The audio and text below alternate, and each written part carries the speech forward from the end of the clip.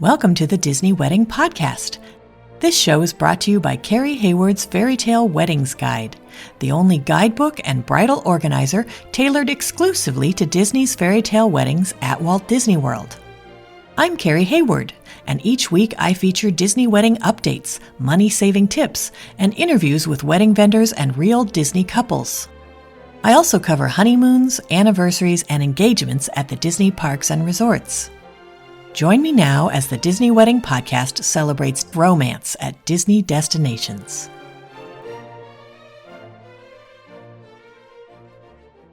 Today on the Disney Wedding Podcast, I am speaking with Disney bride Jennifer Brown about her ceremony and reception at the BoardWalk Ballrooms with a welcome party at Italia Sola in Epcot. I thought you guys would be interested to hear how Jennifer chose these locations and how she planned everything and how it all turned out. So welcome, Jennifer. Hi, how are you? I am great. Thanks so much for being on the show today. I am excited, actually, because I'd like to share what I got to be able to do because I think more people could use some of my tips, hopefully. Definitely, yes. Okay, great. Well, I would love to start at the very beginning and find out how you and your fiance decided that you wanted to have your wedding at Disney. So I'm a Disney fanatic. I go down maybe once or twice a year. He had never been since he was 3 when I met him. So I basically introduced him to Disney, one of our first trips together, and he decided he loved it as much as I did. And so I suggested, hey, let's go to Disney and get married. And he's like, yeah, that sounds like a great idea. So how did your friends and family react when they found out where the wedding was going to be? My friends and family were actually ecstatic because we are a big Disney family. We all are part, well, at least my uncles and stuff, were part of DVC. So it was actually a fairly easy decision to make, and everybody was pretty much on board. I emailed and text messaged everybody ahead of time before I confirmed the decision and got things started just in case stuff came up or we had conflicts. And everybody was like, yeah, let's go. And that was it. How many guests did you invite and how many were able to make the trip? I invited about 100 guests because of how large my family is. Final guest count was 52. Oh, great. Okay. Did you set up a room block for your guests? I did. I actually did the very minimum from a room block perspective just because I knew so much of my family was DVC that we would easily be able to meet that. So I knew I wasn't going to need like the extra outside rooms. And so the room block was kind of minimal, whatever the bare minimum was going to be. Got it. Okay. How did you choose the day of the week and time of day for your event? I wanted a day where I figured it wasn't going to be super, super crowded. Like usually Sunday, Monday, people come to a resort. So there's all sorts of ins and outs and buses and things. And then the same thing kind of for leaving. So I wanted more of a weekday wedding where it might be a little more subdued. And then the other choices came in from one, looking at pricing for the day and what the minimums were. And then 2, talking with my family about when everybody was out of school and available so that they could make the trip, because I knew it was going to be a trip for all of us anyway. So it wasn't so much about like whether it was weekday or weekend as much as it was when everybody was available. I see. What did you end up doing? We ended up doing Thursday, June 1st. That was towards the end of the week. So people might be able to kind of do the beginning of the week plus the holiday, whatever they needed to wrap up before they traveled. As well as I had a couple cousins graduating. So we wanted to make sure they had their special days before I intruded. The time we picked was in the afternoon. I couldn't tell my friends and family not to bring their children. So we were a child-friendly wedding. So I wanted to make sure everything was timed appropriately so that they would have time to get like naps in and things. So we decided to do an afternoon wedding. I believe the ceremony was at 2:30. Or no, I had to be there at 2:30. Maybe it was 3 o'clock. But right in that time frame with then reception and pre-reception to follow. Got it. Okay. So then how did you choose your ceremony and reception venues? I know originally you were supposed to have the ceremony at Oak Manor Lawn. Yes. I don't have a favorite Disney movie, but I have a favorite Disney aesthetic. And I always really liked the Enchanted Forest. So like Tinkerbell, Sleeping Beauty, the Enchanted Hollow. And so my ceremony space I actually really originally wanted was at Canada. But unfortunately, Canada was under construction at the time of our wedding. So the second option was Oak Manor Lawn because it had the overhanging trees and the outdoor aesthetic. And I could bring in some extra decorations myself for my vision that would kind of bring in that all together. And I knew up ahead of time, having looked at Disney's rules, that I did not want to actually do it in the parks. I know that sounds weird because all of my friends and family were like, "Did you get married in front of the castle?" Considering I'm a huge Disney fan. But when I told them I had to get married at 1:30 to 2 o'clock in the morning in order to do that, and then, reception to either come way later or right after, they were like, "Oh yeah, you can't do that with children and with, some people just don't stay up that late." So that was part of the reason we chose definitely doing more of the resort than we did any of the parks. And then in terms of like the reception area, I wanted a conference center because I wanted the ability to decorate it myself and turn it into whatever I wanted without any restrictions.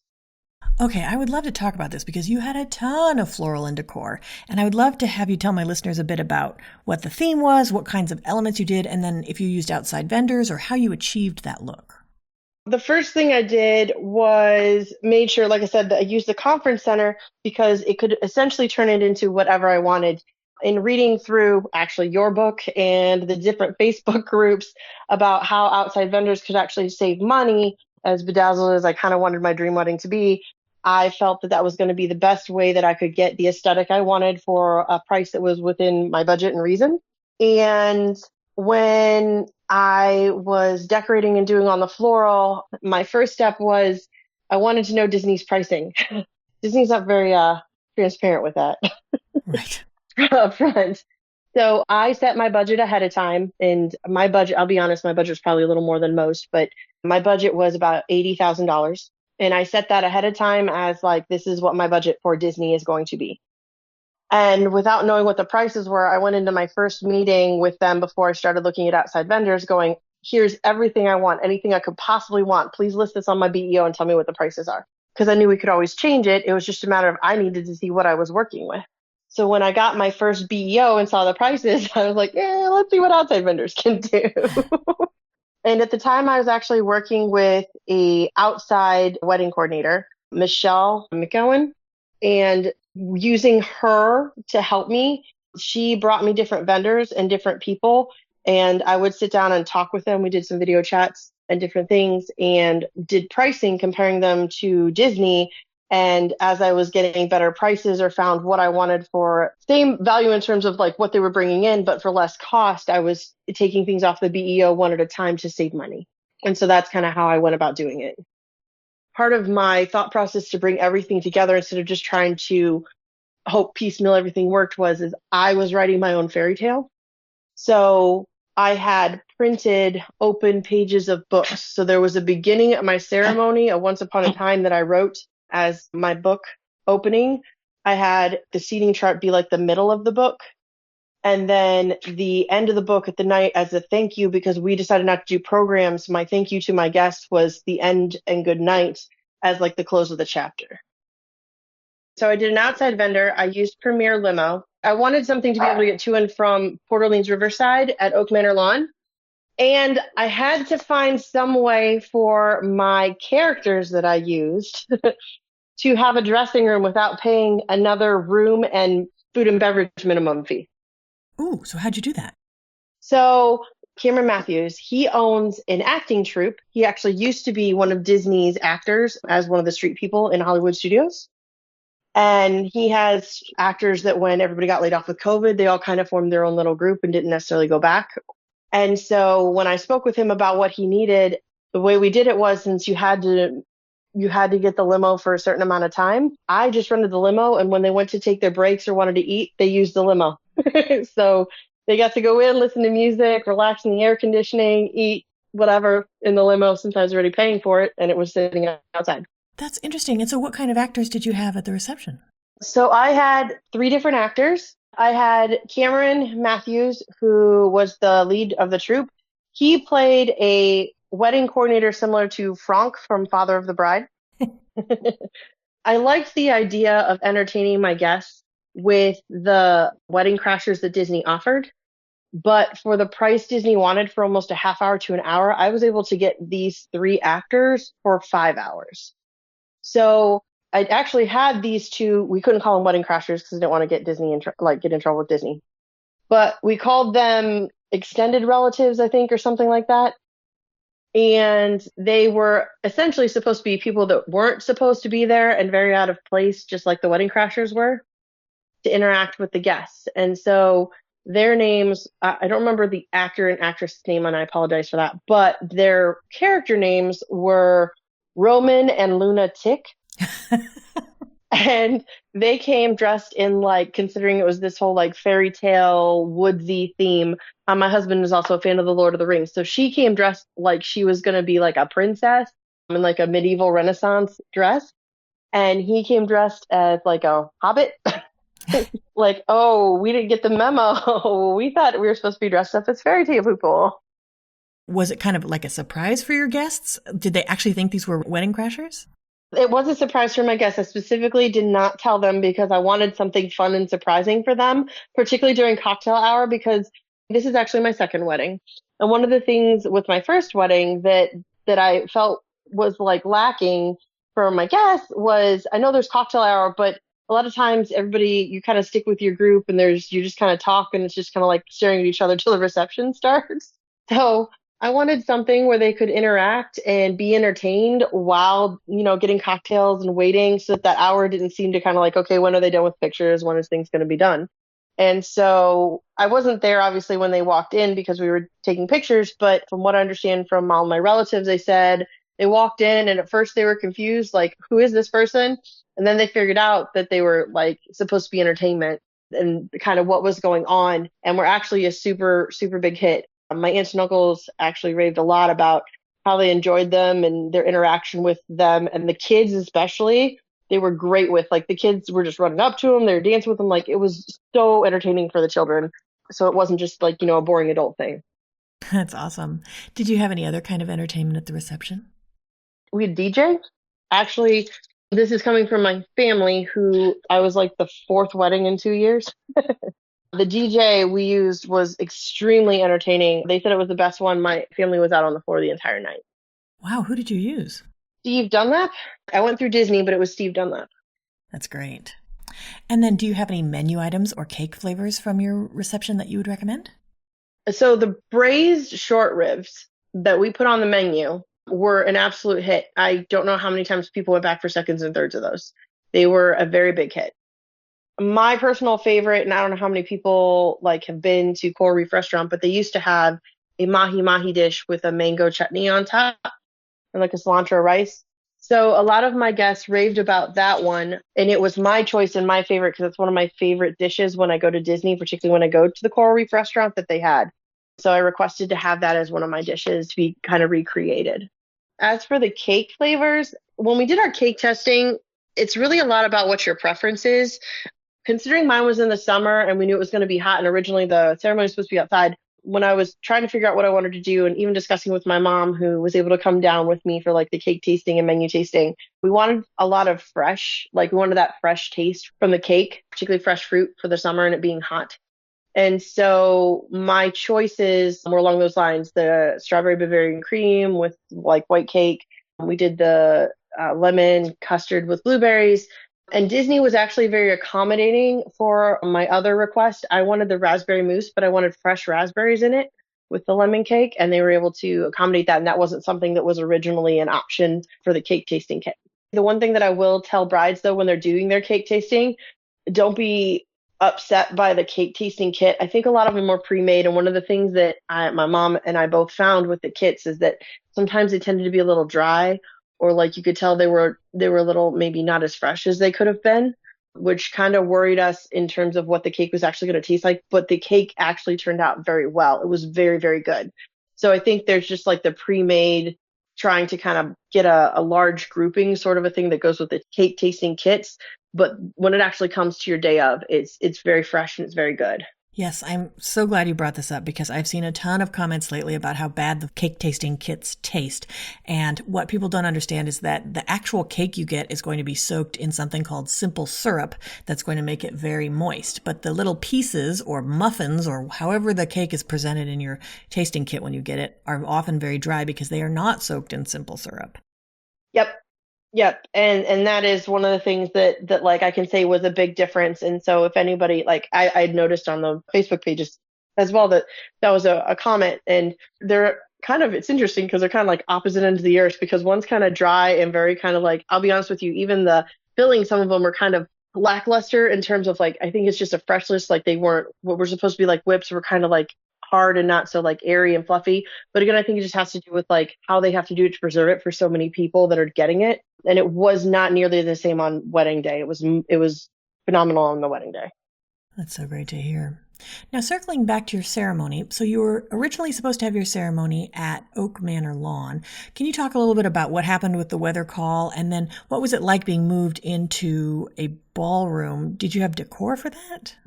That was probably the most upsetting thing for me about the whole wedding, or I should say the one thing that went wrong, that I guess looking back, it's okay, but I don't think if I had to do it over again, I might push the wedding planners a little bit more.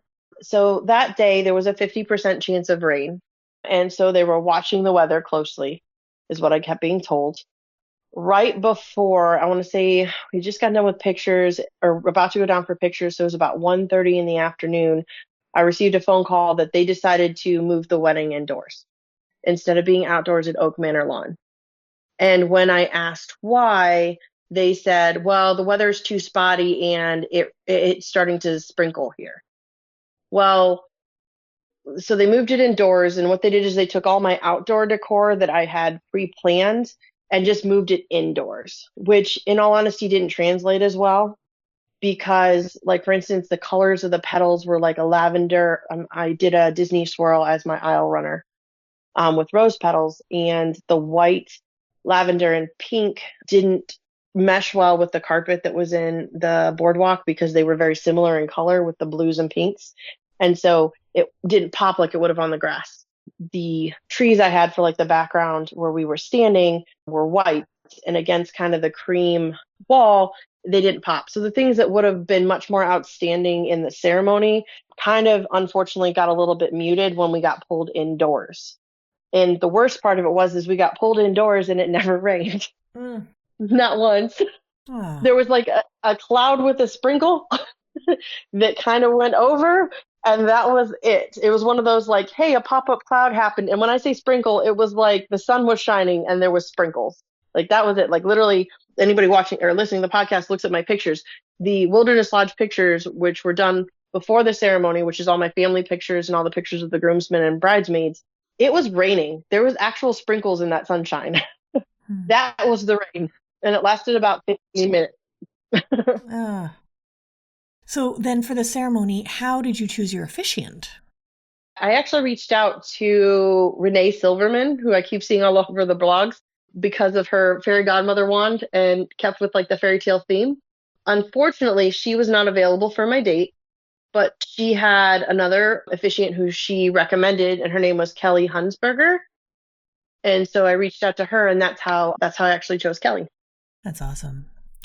Can you tell my listeners a little bit about your welcome party at Italy and Epcot? Sure. That day was a whirlwind. We decided to drive down the day of our welcome party from Ohio, so I don't recommend that for anybody. Come in earlier. I just was trying to save money for one of my friends who couldn't get off in time, so 17 hours straight was a long drive. Wow.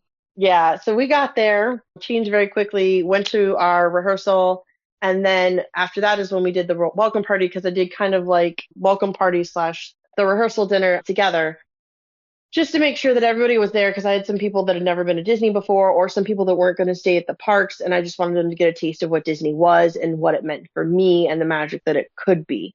And so that was the whole point of the welcome party. I actually originally wanted it Fantasmic, but it was not available. So that's how we ended up at Epcot for the fireworks.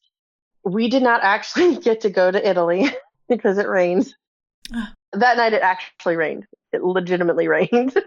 So they pulled us into the pavilion where they hold the festivals. When they do the Food and Wine Festival, it's the pavilion right back across the bridge right by UK. Yeah, that's World Showplace. Okay, that's it. So that's actually where they brought us in. It was interesting. There was some decor there that wasn't mine. They had a chandelier with some rhinestones from the ceiling. So I don't know if that was left over from something or that was something they put up for the rehearsal. It was kind of a nice touch because we weren't outside. I will say that if anybody is going to do the rehearsal dinner, and you have the ability to tell them what you want for your tablecloths or kind of decor if you're going to have any decor or like a welcome party. Do that ahead of time. I was not made aware that we could do that and it wasn't offered. And so when I walked in, it was interesting because I chose the backyard barbecue just because it was the easiest to eat with the kids for the menu option. I should say barbecue. It was like hamburgers and I changed hot dogs to chicken patties. And when I got there, I wanted something a little more formal. So I'd chosen the centerpieces to be the Mickey head roses that they offer on the website.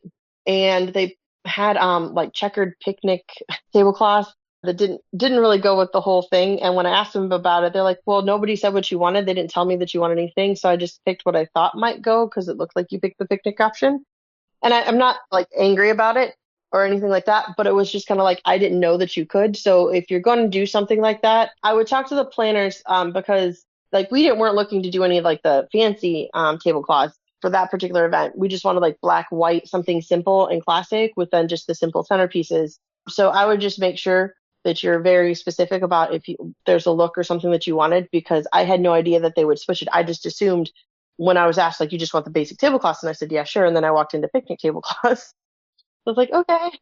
That is weird because basic tablecloths are either white or black, not picnic. Correct. And that's why I was like, we're doing red and white. Okay. And again, it was a minor thing in the grand scheme of things because it was what it was. But again, if someone is a little more picky about how they look or what they want it to look like or how things are going to be, I definitely would make sure that you would voice that to them because I just said basic and so I was expecting black or white. It didn't matter to me. And then did you actually get to go out and see the fireworks or do a ride mix-in or anything like that? So I chose not to do a ride mix-in, but we did get to go out and do the fireworks. So what they did was they gave everybody in my party a poncho free of charge and walked us out to the Italy Pavilion where we would have been sitting to eat anyway.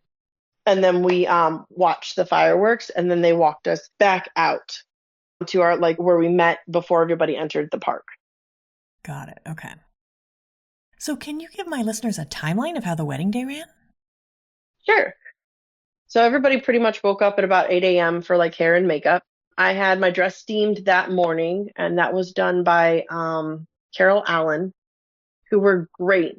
They even were nice enough to do my flower girl dresses that I didn't actually pay them for. They did it for free because everybody else I had arranged to make sure the wrinkles were out with the travel. They're like, well, everybody should look nice. So they just did them all. So they were really great. Hair and makeup showed up at about 9 to do myself, my mom, and my 3 sisters' hair, and then just my makeup. They started photography. So I paid for photography for like some free pictures, for getting ready pictures. And he showed up at 11:30 and they kind of set up stuff, did all like kind of the like I wanted my shoes and my rings and those sort of pictures. And then did some getting ready pictures with me. And then at 12:30 went down and did my groomsmen pictures. We didn't do a first look. It was really important that I wanted that moment where my husband saw me for the first time coming down the aisle. And so I had them go down separate, the whole groomsmen side, get pictures together. We were at the Wilderness Lodge down by the rock formations and the waterfall. And then they came upstairs and the bridesmaids went downstairs at 1:30 for pictures for the female side of the bridal party. And then I sent the gentleman off at 2:00 to go to the BoardWalk Inn. We provided our own transportation for that. So as I said, we drove down from Ohio with my friends and I and actually rented a 17-passenger van. So we just loaded everybody up in and drove them over to save money on transportation. And then while they were doing that, my dad actually stayed back and we did my personal family pictures then from like 2 to 2:15 and then also drove over to the boardwalk. The ceremony was at 2:30. They were really good about making sure that all the guests and stuff were seated before I walked in because, again, that wasn't the way it was supposed to be, so nobody saw me. The wedding started on time at 2:30. The ceremony itself ended about 3 to 3:15 just because of the length of the ceremony I chose and how I put it together. I then went and took pictures while my guests wandered the boardwalk. So this is the other reason, and I should have said this earlier. One of the reasons I chose the boardwalk is I knew that there was entertainment there. If you walked outside down on the like actual boardwalk area, I wanted to also enjoy my cocktail hour with my guests and see how they liked the characters that I'd spoken about earlier. And so there was an hour between when pictures, like where we went outside and took pictures before the pre-reception. And my guests actually didn't mind that at all because there was so much entertainment at the boardwalk itself to walk around and look at and see, and then come back for the cocktail hour that started at 4:30 that they didn't even notice that that hour went by. So the cocktail hour actually started at 4:30 and went to 5:30, and then 5:30 to 10 was my reception, and that was pretty much it. So when you were planning, what were some of the most important aspects of the event where you focused your attention or your budget? My biggest budget spending was one, I wanted to make sure my guests had a good time. So because they were willing to travel to Disney and put some of the money up for Disney, because it can be expensive, I wanted to make sure that the magic of Disney came through during my whole like experience down there. And so a lot of my budget went into decor. It was really important that when you walked into my reception room, it felt like you were somewhere else and that you got transported somewhere else. It was also very important to me that they were entertained, so that they had fun through the whole thing. And there wasn't like the whole thing was enjoyable to them. And then the rest of my budget then went more towards the kind of ceremony itself, ceremony and the coordinator. So one of the things I found out in doing everything with Disney is that they don't make it very friendly for you to do DIY. They just don't give you enough time. They don't give you any sort of like help from their side. And I didn't want the responsibility for that to be on my guests, to go set up for the reception or anything like that. So that's part of the reason, again, I hired the wedding planner that I did. So that was part of my budget to make sure that somebody was there to like do some of the DIY and the setup and the coordination of the vendors and things. So I didn't have to put that on anybody in my family. They could just enjoy themselves at the wedding. And then I spent a little bit extra in terms of how the officiant, which sort of ceremony we did and how we mixed and matched it and made it specific to us. Because one of the biggest things I wanted to make sure with my wedding to my husband is that there was us in it and our personal touches. And so instead of getting something that was very scripted, that you could maybe go to someone else's wedding and hear. Got it. Were there any aspects that were less important where you saved your money or just your effort? Save my money. Like I said, the one was transportation because we were all traveling from out of state. And I'll be honest, most of my family drove anyway. I didn't feel like transportation was a big area to waste the money on, particularly since a lot of the places, even if you did like a bus or something, they tend to be very expensive. And there's like a minimum of 6 hours. And we weren't really using it, but for maybe 15 minutes, if that, to go to and from the wedding to the reception. Again, my family's super, super Disney aware. We've gone down there so many times, including my extended. So they knew the bus system, they knew the monorail system, they knew all the transportation systems. So to get to and from their different places, the transportation really wasn't needed. It's not like I had to bus people or bring people that didn't know where they were going. So that was an area I didn't really focus my attention on. I didn't really focus my attention on the characters from the standpoint of like the Disney characters. That was another one. I decided not to do that because of all the restrictions that Disney had in terms of how long they could be out, whether or not they had the backgrounds, taking the pictures, things like that. It was so restrictive and limiting that that's part of the reason I was like, if I gave my family and everybody entertainment elsewhere and decor, and they probably wouldn't miss them. And most of them were going to go to the parks afterwards for a couple of days anyway, so they could go see Mickey and them there. So it wasn't like that was going to be the only time they might be able to see them. Other than that, not really. I mean, I did a lot of detailed planning otherwise to make sure that it was exactly kind of what I wanted or what my vision was. So I wish I could say I was less like type A about it, but I wasn't. So out of all of this, what ended up being your favorite memory of your wedding day? The sing-off. Well, okay. I'll do two. Um, the first one is kind of like the quintessential when my husband turned around, saw me, and he actually was crying. My husband is not a very big emotional person, so to see two tears going down his face was like everything. That's what I wanted. So that was one. Number two was actually walking into my reception space. Okay, yeah, I have three, sorry. Number two was walking into my reception space because I worked very hard to make sure that you were transported into like this forest in this magical like place. And it was interesting because my Disney planner was actually there, which a lot of people said they don't show up, the one that you talk to. So Karen Surratt was like my Disney planner, and she was there. There was like six or seven Disney planners there. And at least my planner, who has worked with Disney a couple of times for her, I don't know how many. I guess there were comments from the staff that I had done a good job in terms of coordinating everything and making it work.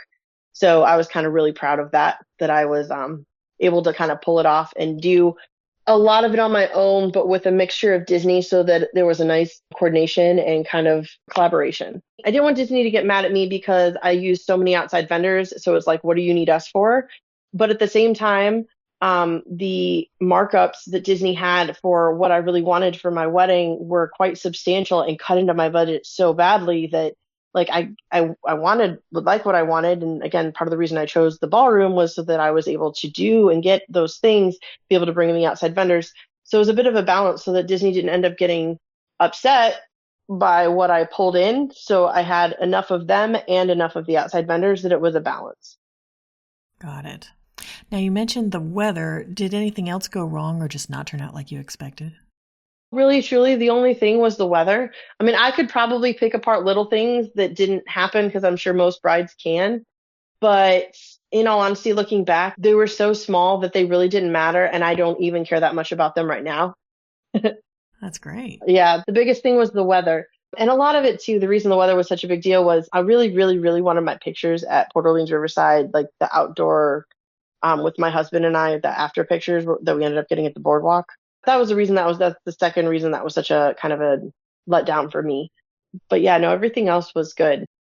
The third thing that I really like that I will always remember, and this has to do with the DJ, which is why I would recommend the DJ I had all day long, is the sing off we did in the reception. This might be something for me, but I actually do theater and I was always in choir. And I'm really, really big into kind of that sort of thing. And what he did was is he had guys versus girls, and he literally had us lip sync battle at the beginning of reception to get everybody up and going and get the energy up and to keep people kind of engaged. And it was a hit across the board, and it was so much fun to be able to do that and just have something entertaining to do for everybody. Even again, I have uncles who usually at most weddings, like one I had a couple weeks ago for my cousin, who just kind of sit there with their fist on their hand, and he was up singing right along with everybody. So that was really great. That's awesome. Now, was there anything that seemed like a big deal beforehand or you were worried about, and then it turned out not to be a big deal? For me, it was a timeline, Disney's timeline, actually. I was very much concerned about timing of meeting with Disney and actually doing kind of all the booking and the vendors and stuff that I needed to do. I think it's a little better now from reading the blogs in terms of when people are getting to meet with their Disney planners, but I still didn't get to meet with mine until March 1st was my first, no, March 8th was my first meeting, with my wedding being June 1st. So 3 months ish. And I was really worried that like once I got that BEO to see kind of how much everything was, I was either not going to have enough time to find vendors or the vendors were going to be booked already because, and I've learned this sense about Florida weddings, Ohio weddings up north where I'm at, the busy wedding time is like May to September because it's warm and it's nice outside. Apparently Florida weddings are the opposite because it's hot. Most people avoid that time of year. But I was still in like thinking it was like Ohio. And so I was thinking I was going to be battling for all these vendors who were going to have multiple tons of weddings all around, the state and Orlando area. And I was worried I wasn't going to be able to get what I might start looking for in terms of pieces and parts together once I got the BEO with Disney to see how much it was. Because I wanted to give, in all honesty, I wanted to give Disney a chance because there is definitely a convenience factor of just having Disney bring everything in and not having to worry about that coordination. But it actually, again, as I found out, ended up turning out okay because I actually am not in big wedding season per the Florida planners and everybody I talked to for the Florida kind of wedding season. And I was able to actually get everything I needed and kind of in place, even in that short 3-month period. Whereas I was watching other like friends and stuff, I had some get married and they're like, oh, it's 6 months out and I need to get this and I need to get this. And I'm like, I can't do it yet. I don't have those answers. I don't have those like questions. Like my family would keep asking, well, where are you having the rehearsal? What time is it going to be? When is it going to be? Well, Disney doesn't confirm that till 30 days out from your wedding or from your date. So I couldn't tell them. I had no idea. I couldn't tell them how to plan their days or when to get down there or what the times, because until I got those confirmation dates, I could not plan anything. And that was probably the biggest anxiety provoking thing. Now, it all turned out fine. It all turned out perfect. Just like if you read the blog, it says it all turns out great. It does. It turns out perfectly and beautifully, and it all does. It turns out great. But as the bride sitting back, getting anxious about your day and wanting those details, that was kind of the hardest part. Definitely. Is there anything you would have done differently knowing what you know now? I would have probably maybe pushed Disney a little more than I did. And I don't mean this to any disrespect for Disney, but there was a lot of things that I think had I had been a little bit more vocal about, I think probably would have gone my way. For instance, the venue for my ceremony. I think if I would have pushed, because I actually was reading the blogs and there was a couple of brides I saw where Disney did the same thing to them and they just said, well, we're just going to show up anyway. I just need my officiant. Whether you guys are there with chairs, I don't care. And they ended up just leaving, like, to actually doing it at the spot. And like I said, in dealing with them, particularly with the charger issue, which again, if it comes up and anybody wants to know, I don't mind telling them how I ended up getting the chargers through a chair fare. The one thing about the whole experience I would say to anybody is don't be afraid to question Disney. Because sometimes I think it feels like they're a big corporation and they'll tell you no, or that something will happen or something bad will happen because it's Disney. But they are kind of working for you as a bride as long as you're professional about it. Like that's the biggest thing that I can tell. As long as you're professional and respectful about, pushing back a little bit or what you're doing, then I would suggest doing so to be able to get what you want. And I wish I kind of would have done that a little more with certain aspects of the wedding, like I said, particularly the ceremony. That day I was so overwhelmed. I think I just that's the one thing I kind of rolled over on. And I think had I pushed a little bit more and just said, you know what, we're just going to show up and have it on the lawn anyway, whether you set up the chairs and the rest of it or not, I think I probably would have shown up to everything being there, particularly since it was sunny. Right. Or even pushed for, like, I did the staged exit with the pedals, but they did it indoors in the corridor, and outside it was not raining, it was sunny. So I don't know why we didn't move it out there, like at least that part. Like, so being a little more like vocal about some of that stuff, I would probably do differently. Got it. Do you have any other tips or advice for future Disney couples? Perhaps how you were able to have chargers from an outside vendor despite their new ban? Yeah. So the biggest tip I can tell you is make sure that if you want something from Disney, don't be afraid to ask. And it's okay to push back a little bit, like I said, as long as you're professional about it. So the tip of what happened with my chargers for anybody that wants to know and how I pushed back was that, I'll be frank for anybody listening, I am an ER physician locally up where I live. So I have been very, very intricately involved with COVID and all of its infectious aspects and infectious control, infectious disease. Like unfortunately, that's part of my job. So when Disney told me that the chargers were due to an infection control, I kind of accepted it initially because I figured was something they were supplying from their warehouse where they knew kind of what was happening with them, how things were stored, kind of how they got washed, things like that. Well, as I was going through my vendors and I was choosing to do a chair affair for my chairs, they said, oh, we're already doing your wedding. We're doing the chargers and chairs. And I said, what? You're doing the chargers and chairs? I thought Disney was doing the chargers. And that's when I found out that Disney actually does a third party for the chargers. So I had been battling with them a little bit in the sense, from the sense of, I am the fourth one to get married in my family. We are a family of 4 girls. And so my mom has gold chargers, silver chargers, sparkle chargers, like from the other weddings. And so I was trying to see if we could just save some money and bring our own. Well, when that didn't happen, and then I found out they were going from a third party, I pushed back to Disney because now they're telling me I can't bring them in from a third party because I asked if I could do that to make them cheaper than what they were charging me. But yet they're doing that. And so I sent an email, very professional email, about what I do, who I am, what actually infection control is, how they have no control over the infection control from a third party, and that if they're going to use a third party, they're using industry standards as their infection control.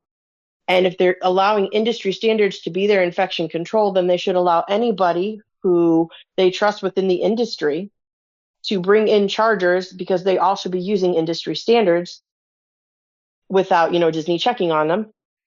And that I don't believe it's right, considering that I signed a contract that said I could bring in outside vendors, for me not to be able to do that.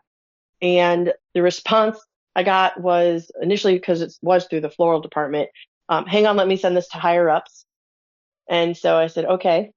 And then the next response I got about an hour later was, we are going to allow this rule to be waived for you for the chargers. So that is how I got my chargers. If anybody wants to use that same argument, feel free. Because really, truly, like, this is, and again, I am not anti-Disney. They're a corporation, they're a business, they have to do stuff. But you also have a budget as a bride too. And when markups are almost 200% for almost everything, and I did the math, it is almost 200% for almost everything Disney does that they bring in. You have to find ways, to do everything and make everything work. And as I told my wedding planners, the 200% I would save on something I bring in, I went and put towards my welcome party. I spent it other ways with Disney, and it allowed me to get more for my money than if I was just stuck paying that 200% for, like, again, chargers or chairs or tablecloths or any of that stuff. And so that would be one of the biggest things I would say is, again, like, that's how I got my chargers. And I feel free for anybody that wants to use it. Like I said, go ahead, because unfortunately they didn't have much of an argument.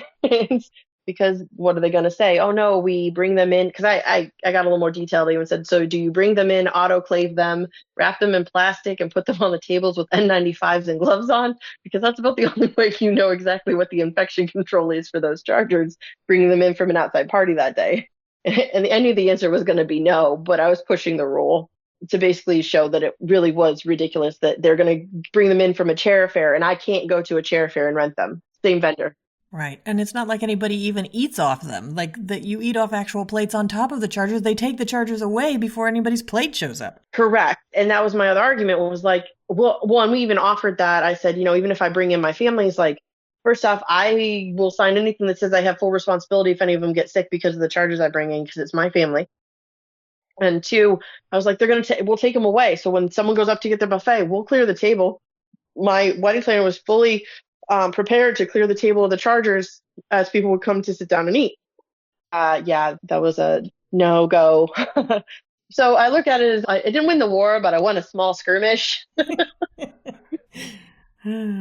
Definitely looking at outside vendors from a perspective of saving money so that you can maybe even make your day more spectacular to keep you in budget is the way I would say to go.